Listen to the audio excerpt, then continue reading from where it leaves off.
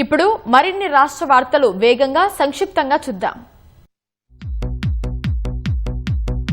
Hyderabad police commissioner Sajjanar ఆదేశాల మేరకు Osmania university వద్ద పోలీసులు ముమ్మర తనిఖీలు చేపట్టారు. బహిరంగ ప్రదేశాల్లో ధూమపానం, మద్యపానం, గంజాయి సేవిస్తున్న పలువురిని పట్టుకుని కౌన్సిలింగ్ ఇచ్చారు. మెదక్ జిల్లా వడియారంలోని కమ్మరికుంటలో చేపల పట్టడానికి వెళ్లిన బాలుడు గల్లంతవుగా అతన్ని కాపాడేందుకు నీటిలోకి దిగిన మరో వ్యక్తి కూడా మృతి చెందాడు. గజ ఈతగాళ్లు గంటన్నర పాటు గాలించి ఇద్దరి మృతదేహాలను వెలికితీశారు.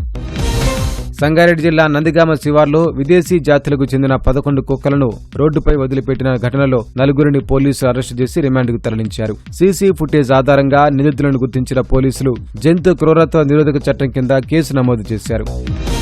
పెద్దపల్లి జిల్లా పోత్కపల్లి గ్రామ పంచాయతీ కార్యదర్శి కుమారస్వామి ఇంటి అనుమతి కోసం 20,000 రూపాయలను లంచం తీసుకుంటూ ఏసీబీకి చిక్కారు. బాధితుడి ఫిర్యాదు మేరకు అధికారులు పక్కా ప్రణాళికతో దాడి చేశారు. కుమారస్వామిని కోర్టులో హాజరుపరుస్తామని ఏసీబీ అధికారులు తెలిపారు. ఆదిలాబాద్ జిల్లాలో నకిలీ జనన ధృవీకరణ పత్రాలు, ఓటర్ కార్డులు, ఆధార్ కార్డులను మార్పిడి చేస్తున్న 5గురు నిందితులను పోలీసులు అరెస్టు చేశారు. నిందితుల నుంచి 280కు పైగా డిజిటల్ పత్రాలు, మొబైల్ ఫోన్లు స్వాధీనం చేసుకున్నారు.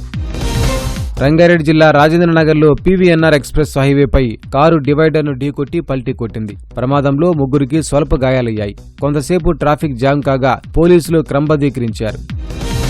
సిద్దిపేట జిల్లా ధర్మారం వద్ద జాతీయ రహదారిపై ఆర్టీసీ బస్సు ట్రాక్టర్ను ఢీకొట్టింది. ప్రమాదంలో 2 ప్రయాణికులు తీవ్రంగా గాయపడ్డారు. ట్రాక్టర్ డ్రైవర్కు స్వల్ప గాయాలయ్యాయి. మెదక్ జిల్లా హత్నూరులో ఇందిరమ్మ ఇళ్ల పట్టాలు లబ్ధిదారులకు త్వరగా పంపిణీ చేయాలంటూ స్థానిక ఎమ్మెల్సీ సునీత లక్ష్మారెడ్డి ధర్నా చేశారు. అంతకుముందు అంగన్వాడీ టీచర్లకు సెల్ ఫోన్లను పంపిణీ చేశారు.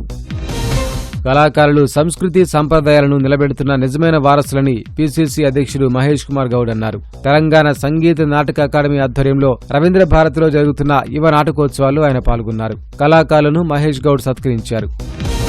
హైదరాబాద్ సనత్ నగర్ లో శ్రీ మాతా సేవా సమితి ఆధ్వర్యంలో 35 మంది పేద గర్భిణీలకు సామూహిక సీమంతం నిర్వహించారు. ఈ నెల 10న జరగబోయే మదర్స్ డేను పురస్కరించుకుని కార్యక్రమం చేపట్టినట్లు నిర్వాహకులు తెలిపారు. సామూహిక సీమంతంలో పాల్గొన్న మాజీ మంత్రి తలసాని శ్రీనివాస్ యాదవ్ గర్భిణీలకు పండ్లు, పౌష్టికాహారం అందించారు.